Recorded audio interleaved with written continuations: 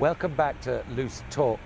We're here this week with less than 2 weeks to go before the presidential election in one of the swingiest of swing states where really the race is too close to call. Colorado is a particularly interesting swing state because the base of both parties is so strongly represented here. For the Republicans, you've got a very strong Christian population. And for the Democrats, well, there's a fast rising Hispanic population in Colorado in places like Denver and Pueblo, but also, of course, a very, very strong representation amongst the young.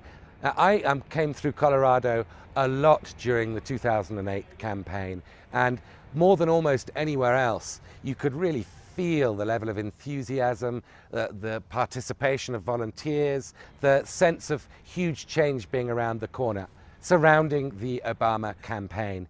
This time round, it doesn't feel anything like that. It's really night and day. Spend any time on the campus of the University of Colorado in Boulder, and you definitely get that impression. Well, I'm for Obama, and I remember just a lot of, there's a lot of hope. I think people are still committed to voting, but I think that just kind of that like hopefulness that 08 had that was so overwhelming just isn't exactly true now. You know, you feel excited about the future, but then when the future comes, it just doesn't feel, it's not the same motion, you know. You're not having the same emotion as you did back then. But I wish I could feel the way I used to feel. In contrast, amongst Republicans, and particularly amongst social conservatives, the mercury is high this time round. I think generally evangelical Christians, Protestants, conservative Catholics, evangelicals, Pentecostals, are more engaged in the election than any time that I can remember. I've been involved personally in elections for the last 25 general elections here, literally for half a century. I've run for office many times myself. I'm close to people on both sides of the aisle, and I've just never seen church people coming forward in the numbers that they are this year. So really the critical question for the Obama campaign is whether the growing political participation amongst Latinos in states like Colorado can make up for the drop-off in enthusiasm amongst the young and educated. The state of Hispanic enthusiasm is relatively high, actually, perhaps surprisingly high. It was down a bit during the summer, and then the directive from the Department of Homeland Security from the Obama administration, which allowed for folks to stay in this country and attain undergraduate degrees and work permits, seemed to lead to a bump up in enthusiasm. So in Colorado in particular, we're looking at more than half of Latinos in some recent polls suggesting that they're more enthusiastic even in 2012 than in 2008. And so as we head into the final few days of this razor-thin race, it really boils down to a question of street by street, block by block, which campaign is better at turning out its base.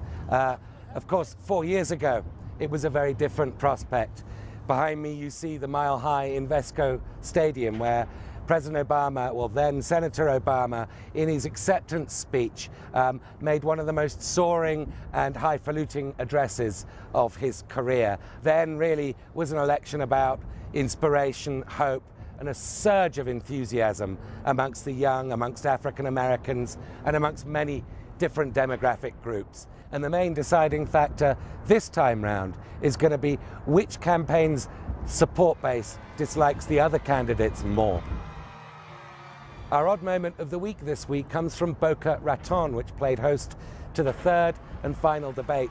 Now, President Obama started the debating season disastrously here in Denver with a very disappointing performance that really shifted the race in Romney's direction. He recovered a little bit in New York for the second debate, and by the third, he was back on form with some of the wittiest zingers he's produced in the whole campaign. You mentioned the Navy, for example, and that we have fewer ships than we did in 1916. Well, Governor, we also have fewer horses and bayonets because the nature of our military's changed. We have these things called aircraft carriers where planes land on them. We have these ships that go underwater, nuclear submarines. And so the question But this election's going to be decided on the economy, not foreign policy.